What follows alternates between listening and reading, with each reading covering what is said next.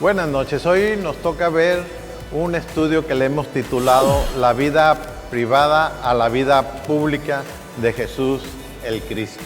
Y es que la mayor parte de nosotros conocemos pues todas las partes que cuentan o lo más conocido de Jesús es cuando empieza su ministerio hacia su muerte, ¿verdad? Pero hay algunas áreas o algunos versículos en la Biblia que nos permiten localizar en orden cronológico esta otra parte de la vida, del nacimiento de Jesús hasta los aproximadamente 30 años, ¿no? Que es cuando empieza realmente los evangelios a contar la historia. Y por ahí en Mateo, en el capítulo 2, en el versículo 1, cuando empieza a hablar del nacimiento de Jesús, lo primero que dice es que Jesús nace en Belén de Judea. Lo que siempre celebramos en Navidad, que Jesús nació en Belén de Judea, ¿verdad? Si nació en Navidad, pues lo más probable es que no, pero es la pero fecha lo celebramos. En la que celebramos. Así es.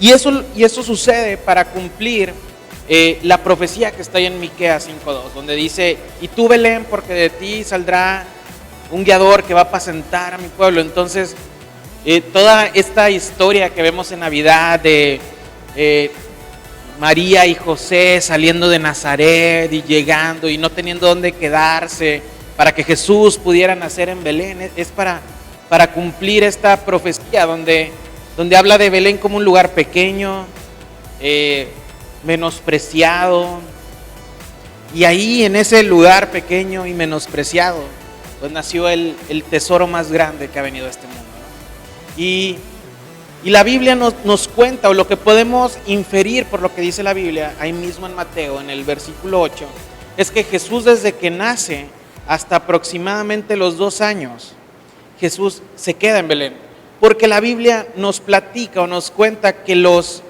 magos fueron a Belén a ver a Jesús.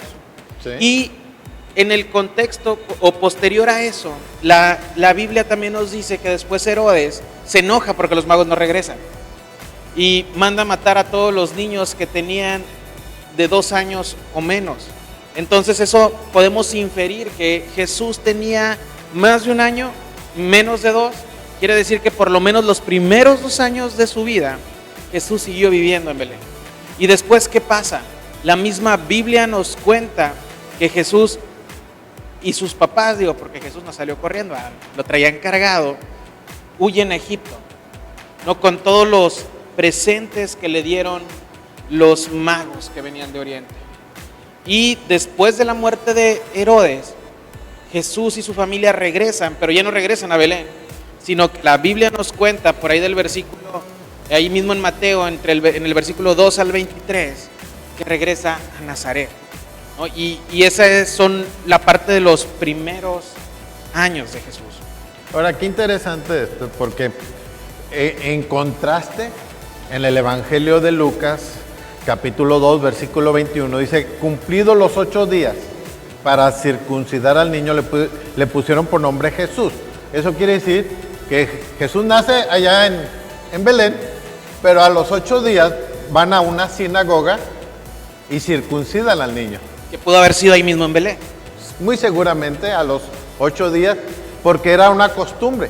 Lo llevaban a una sinagoga, los circuncidaban y daban el nombre, cómo lo iban a llamar. Entonces a Jesús le ponen Jesús porque el ángel dijo que le pusieran Jesús. Ahora, más adelante en el versículo 22 dice que cuando se cumplieron los días de la purificación de ellos, más de María, porque fue la que dio a luz, pasaron 40 días y fueron a Jerusalén a presentar el presente de la purificación, pero también para presentar al niño en el templo. O sea, básicamente fue cuando Jesús tiene 40 días, hace su primer peregrinación al templo. Sí. Ahora, qué interesante, porque estamos hablando, él nace en Belén, a los 8 días lo circuncidan, a los 40 hace su viaje a Jerusalén, es presentado en el templo y ahí viene Simeón y Ana y empiezan a profetizar tocante al niño. Y regresa a Belén. Y se supone que regresan a Belén. Porque los magos llegan a Belén. Llegan a Belén. No llegan a Nazaret. Jesús todavía no está en Nazaret. Entonces está en Belén, se van a Belén, después empieza la matanza viajan a Egipto y se cumple otra profecía. Y una cosa bien interesante de cuando lo presentan, y que a mí siempre me ha llamado la atención, es que presentan unas palomas, ¿no? Que básicamente es la ofrenda que Moisés dice que presentas cuando no tienes suficiente recursos, dinero para presentar algo. Entonces también habla mucho de la familia de Jesús y de dónde el trasfondo del cual Dios escogió para que naciera el rey del mundo y el dueño de todo lo que hay en él, ¿no? Ahora, qué lamentable, porque tanto José como María vienen del linaje del rey David.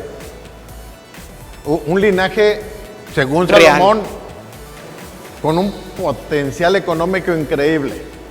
Pero cuando nace Jesús, no tienen ni para un cordero. Son dos palominos.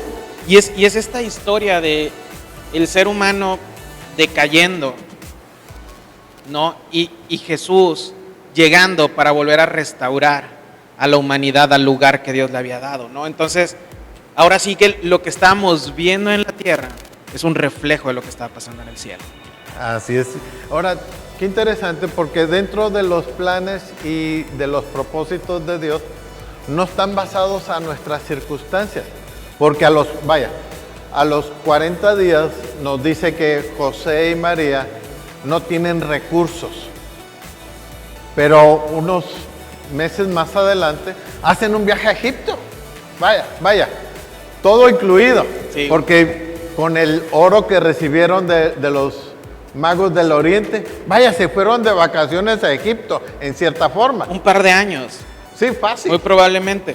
Y eso nos debe de enseñar esta parte de nuestras circunstancias no definen ni el tamaño ni los planes de nuestro Dios. Dios cumple su propósito aún en las circunstancias que para nosotros pueden parecer las más complicadas. Ahora, nos dice aquí que cuando ya regresan de Egipto, dice Lucas 2:39, después de haber cumplido todo lo prescrito en la ley del Señor, volvieron a Galilea, a su ciudad de Nazaret. Y el niño crecía y se fortalecía y se llenaba de sabiduría, y la gracia de Dios era sobre él. Así es, y después más adelante, viviendo ya en Nazaret, cuando Jesús cumple los 12 años, que es cuando el pueblo judío celebra a los hombres el bar mitzvah y a las mujeres el bat mitzvah, que es ese paso de la infancia a la adolescencia. Jesús hace una peregrinación más, y hace esta peregrinación al templo. Y es esta edad de entre los 12 y los 20 años, que es cuando ya pueden entrar al ejército, ¿verdad? Pero él hace esta primera peregrinación, y lo interesante es que en este viaje que Jesús hace, que de hecho en Salmos vienen un montón de cantos que cantaban los peregrinos cuando hacían este viaje a Jerusalén. En Lucas, en el versículo 46 al 52, nos platica que Jesús se pierde y lo están buscando. Yo me imagino que ya venían de regreso y dicen, ¿dónde se quedó Jesús? ¿Dónde estaba? Porque esas peregrinaciones no es como ahorita. En aquel tiempo estaba bien peligroso. Pues viajaban en el desierto y no era algo tan cómodo. Y grupos grandes. Y por eso tenían que ir grupos grandes, porque los podían asaltar, podían pasar mil cosas. Entonces, se les pierde Jesús y regresan y lo encuentran en el templo. Y la Biblia dice que los sacerdotes del templo de Jerusalén, que no eran cualquier sacerdote, eran los que estaban en el templo. O sea, los doctores de la ley. Era la crema innata de los sacerdotes. Estaban sorprendidos de las respuestas de Jesús. En lugar de que Jesús estuviera sentado, como lo estuvo Pablo, que dice, yo fui educado a los pies de Gamaliel. En lugar de que Jesús estuviera a los pies a los 12 años escuchando a los doctores de la ley, ellos estaban sorprendidos por las respuestas que Él les daba. Y es esta parte de que Jesús estaba creciendo en inteligencia. Pero después de eso, Jesús emprende el viaje de regreso y sigue viviendo en Nazaret. Ahora, a mí me llama mucho la atención porque cuando lo encuentran José y María y lo empiezan a regañar como a un adolescente, ¿por qué has hecho esto? La respuesta que él da, dice, ¿por qué me andan buscando? En los negocios de mi padre me es necesario estar. Y es esta parte de que empieza esta conciencia de cuál es el camino que Jesús ha de seguir. O sea, lo increíble es, y es esta parte de, aún en su adolescencia, y se cumple esto que los cristianos creemos, que Jesús, siendo hombre, era Dios. Entonces, toda la sabiduría de Dios estaba depositada en un adolescente de 12 años. Y eso también es algo increíble. Porque dice aquí, y Jesús crecía en sabiduría, en estatura, en gracia para con Dios y para con los hombres. Ahora, aquí interesante porque es un adolescente y tristemente muchas veces la gente menosprecia tanto a los niños como a las niñas de esa edad. Como dice, ay, déjalo, es un niño. Pero Jesús nos dice, no es un niño común, o sea, un niño a esa edad ya tiene conciencia. Qué importante de poder valorar aún a esa edad todo lo que Dios puede hacer con ellos. Y la otra cosa que es bien interesante es que muchas veces nosotros decimos, no, es que si tengo gracia delante de Dios, ¿qué importa lo que la gente me va a odiar o la gente no? Y Jesús ahí dice otra cosa. Dice que Jesús que sigue en gracia para con Dios, pero también para con los hombres. Y es Dios mismo dando gracia para él, pero también hacia los demás, ¿no? Y que la gente estaba sorprendida, pero también habla de esta parte de que Jesús a esa edad ya tenía algo que hacía que las personas se sintieran atraídas hacia la persona de él. Ahora, algo que tengo que reconocer es que hicieron muy buen trabajo José y María en esos años primarios en la vida de Jesús, de cómo le instruyeron en el camino del Señor. Vaya, porque en cierta forma fueron sus mentores, porque dice la Biblia que María guardaba todas esas palabras proféticas, lo que le dijo el ángel cuando iban a nacer, las palabras de los pastores cuando llegaron, las palabras de Simeón y de Ana cuando llegaron al templo. Ahora, cuando lo ve con los doctores de la ley, hicieron un excelente trabajo. Sí, y eso es increíble. Y también yo me trae a la mente que al final del día Jesús muy probablemente estudió en las escuelas de Nazaret, ¿no? O sea, aprendió la Biblia, leyó el Pentateuco, lo memorizó en Nazaret. Y en la Biblia, cuando Jesús llama a uno de sus discípulos, lo primero que dice, de Nazaret puede salir algo bueno. Es un poco, o sea, del lugar que estaban menospreciando, que a lo mejor decían, no, pues allá qué bueno puede haber, ni buenos maestros ha de haber. Estaba gestándose el Salvador del mundo. Ahora, qué importante, porque a mí me llama la atención, porque qué importante es la enseñanza en los primeros años de educación, porque me hace recordar a Moisés. Moisés, y uno conoce la historia que la mamá lo pone en un canasto, la hija del faraón se llena de ternura y manda a llamar una nodriza y le dice, cuídamela y cuando crezca me lo das. Pero en ese tiempo que lo cuida la propia mamá. Le enseñó también su origen, le enseñó de dónde viene, quién es, que cuando creció, él pudo reconocer sus hermanos. Él no dijo, yo soy egipcio, ahora no, él dijo, yo soy hebreo y ellos son mis hermanos, y prefirió el sacrificio o el maltrato del pueblo de Israel que las riquezas de los egipcios, porque en un pequeño espacio de tiempo la mamá hizo maravillas con este muchacho. Yo me imagino que también José y María, porque los primeros años la pasa en Egipto. Sí, y es súper importante porque también está, por ejemplo, la historia de Timoteo, donde Pablo dice, tu mamá y tu abuela, o sea, te guiaron y es eso lo que te hace lo que eres hoy, ¿no? El que dice, el que desde la niñez ha sabido las Sagradas Escrituras. Así es. Qué importante, porque aquí vemos a Jesús. Porque seguramente los primeros años fue José y María nada más, diciéndole, esta es la ley, esto hizo Elías, esto hizo David, contándoles historias, narrándoles la historia propia del pueblo de Israel. Así que cuando Jesús llega al templo, bueno, es un manjar espiritual para los propios doctores de la ley. Así es. Y eso me llama la atención porque, según aquí, Jesús se regresa a Nazaret y se queda sujeto a ellos, a José y a María. Porque de repente hay grupos que se lo quieren adjudicar a Jesús.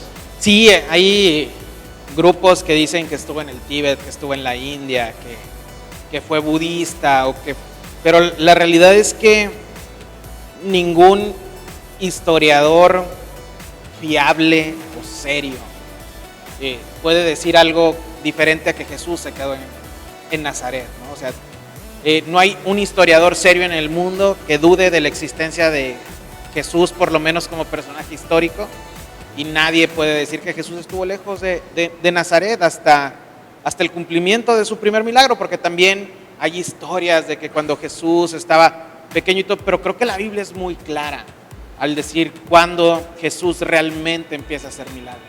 Porque esa información nos la da el mismo Evangelio de Lucas.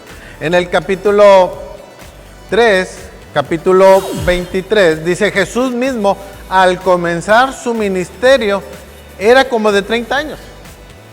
O sea, de los 8 días que fue circuncidado, de los 40 que fue presentado en el templo, después a los 12 que va a su barbizback, por decirlo así, a su presentación ante la sociedad de una persona madura, ahora aparece a los 30 años. Sí, 18 años de su vida se la pasó en Nazaret.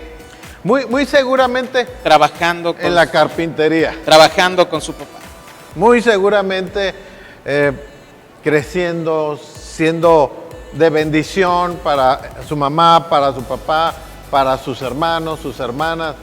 Pero nunca había hecho nada. No, Lucas hace un esfuerzo muy grande en acomodar la vida de Jesús en forma cronológica.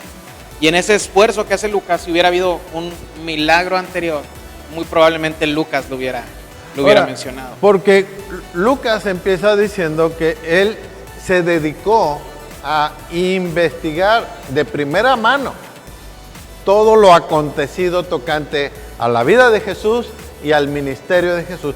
Muy seguramente Lucas fue a entrevistar a María y él le dijo, a ver, cuéntame cómo fue que se te apareció el ángel, y Lucas lo escribió.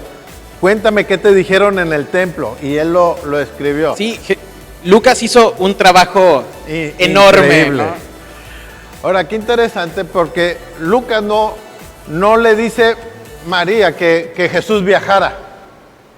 Al contrario, lo que sí encontramos es en el Evangelio según San Juan, en el capítulo 3, que Jesús fue invitado a unas bodas. En el Juan capítulo 2, Jesús fue invitado a unas bodas. Ahora, todavía no ha hecho milagros Jesús. Apenas está juntando a sus primeros discípulos. Y de repente lo invitan a una boda. De alguien conocido de la familia, porque también está su mamá. Sí, y dice aquí que aún María impulsó a Jesús en su ministerio. Sí, quiere decir que Jesús no ha hecho nada porque todavía le dice, oye mujer, mi tiempo no ha llegado. No ha llegado, quiere decir que no había un milagro registrado de Cristo. Y encontramos aquí el único mandamiento de María, que dijo, hagan todo lo que Jesús dice. Entonces, el único mandamiento es hacer caso a Jesús. Así es. Qué importante es esto, ¿ah? Entonces Jesús les dice, bueno, llenen las tinajas de piedra que tienen ahí, porque era el rito de la purificación. Los judíos llegaban y había 7 tinajas, y el rito era, se lavaban las manos en una, se las secaban, se las lavaban en otra, y al decir 7, sus manos ya estaban oficialmente purificadas. Y lo increíble es que en su primer milagro, Dios o Jesús utiliza unos recipientes, que no eran los recipientes de barro para poner el vino, sino unos recipientes que simple y sencillamente tenían el objetivo de que toda la suciedad se quedara en ellos, ¿no? Sí. Y era un rito de la purificación, o sea, en un sentido, llego y al hacer esto, al final, yo me siento limpio. Y Jesús usa esas tinajas de piedra, donde se queda lo sucio, ¿sí?, para hacer su primer milagro. Y algo muy interesante es que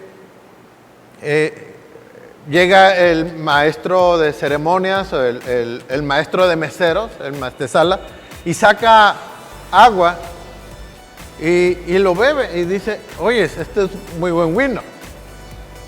Y va con el novio y le dice, oye, en toda boda primero se sirve el buen vino, y ya cuando están medios, pues el vino más chafa. Dice, pero este es el mejor vino. Ahora, qué interesante, porque en esa boda no hubo vino chafa. Ahora, una vez alguien me preguntó por qué los cristianos no tomamos. Y la respuesta que yo les di es esta. ¿Quieres tomar? Haz lo que hizo Jesús. ¿Qué hizo Jesús? Agarró agua, lo bendijo y se convirtió en vino. Si te funciona bien, si no, ni modo. Si no, toma agua. Si no, toma agua. Pero Jesús hace esto porque ilustra, por un lado, el vino, el primer vino, que es el vino de la ley, que se acaba. Pero lo ilustra con el vino nuevo, que es el vino del Espíritu. Que no se acaba. Que no se acaba. Que es mejor. Y dice aquí en el versículo 11, dice, este principio de señal, pero en el griego dice, este fue el primer señal que hizo Jesús en Caná de Galilea y manifestó su gloria y sus discípulos creyeron en él. Este fue el primer milagro. O sea, antes de esto Jesús no hizo nada. No se manifestó, no sanó, no liberó. Este es el primer milagro según el Evangelio, según San Juan. Y en el capítulo 4, versículo 54, dice, esta es la segunda señal que hizo Jesús cuando fue de Judea a Galilea. O sea, aquí están registrados los 2 primeros milagros. Antes de eso, no hubo ninguno. Pero después de esto, dice Juan, hubo un montón. No hay lugar para escribirlos, decía. Sí. Eso es qué importante, porque de una vida privada, que no se nos dice nada. Lo único que nos dice es que ahí, tranquilo, en Nazaret, crecía en sabiduría y en conocimiento. Pero cuando se manifestó su gloria. Qué impresionante. Así es. ¿Te gustaría comentar algo antes de finalizar? Pues lo que a mí me impacta mucho de todo esto es cuando Jesús empieza a hacer milagros, obviamente sana muchísima gente, pero también se queda muchísima gente enferma. O sea, la necesidad del mundo no la sanó toda, sino que Jesús supo acomodar lo que era importante, que era el mensaje, ¿verdad? Porque él mismo dice, el cuerpo se va, pero el alma era lo importante, y Jesús dedicó suficiente tiempo para darnos su mensaje. Y lo que me enseña esto que estamos viendo es que hay un tiempo para todo. Y aún Jesús, siendo Dios, tomó un tiempo para hacer las cosas, ¿no? Y nosotros muchas veces creemos que el tiempo se tarda, pero Dios siempre tiene su tiempo bien. Ahora, algo que a mí, yo me quedo con esto, que hay ocasiones que parece que Jesús está callado, pero también hay ocasiones que manifiesta su gloria.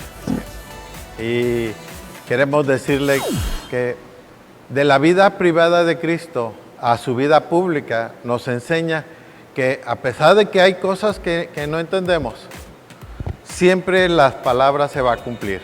Todo lo que dijo Dios que iba a cumplirse, se estaba cumpliendo en el tiempo que Jesús lo estaba experimentando. Y nosotros vamos a experimentar su gloria, su misericordia a favor de nosotros cuando el Cristo de la vida privada se manifieste en nuestra vida pública. Que Dios le bendiga ricamente.